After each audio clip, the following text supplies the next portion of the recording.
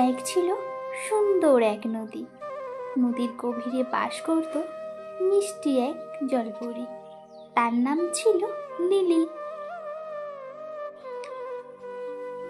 নীলির লেজ ছিল ঝলমলে নীল, আর চোখ দুটো মুক্তোর মতো চকচক করত।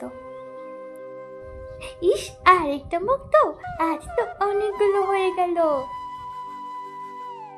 প্রতিদিন সে সোনার ঝুড়িতে মুক্তো জমাতো। তার স্বপ্ন ছিল একদিন সে নিজেই বানাবে রাজমুকুট। ও না, আমার সব মুক্তো, আমার ঝুড়ি কোথায় গেল?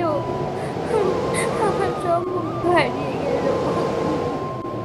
এক বিশাল ঢেউ সব কিছু এলোমেলো করে দিল। নীলি খুব কেঁদে ফেলল। তারপর সেখানে একটা কচ্ছপ এলো। তুমি কাঁদছো কেন নীলি? কি হয়েছে তোমার? আমার সব মুক্তো হারিয়ে গেছে। চিন্তা করো না, আমি তোমাকে সাহায্য করব। এরপর তারা দুজনে শুরু করলো এক চমৎকার অভিযান। খুঁজতে খুঁজতে গেল কাঁকড়ার গুহায়, মাছেদের স্কুলে, এমনকি এক ডুবে যাওয়া পুরনো নৌকাতে।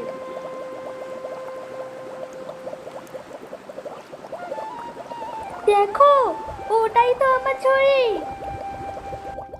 সব মুক্ত আবার ফিরে পেল নীল। সে আনন্দে কচ্ছপকে জড়িয়ে ধরল। সেই রাতে নদীর তলায় হলো আনন্দের উৎসব। নীলি আর কচ্ছপ মিলে বানালো রাজমুকুট। সবাই মিলে করলো নাচ আর গান।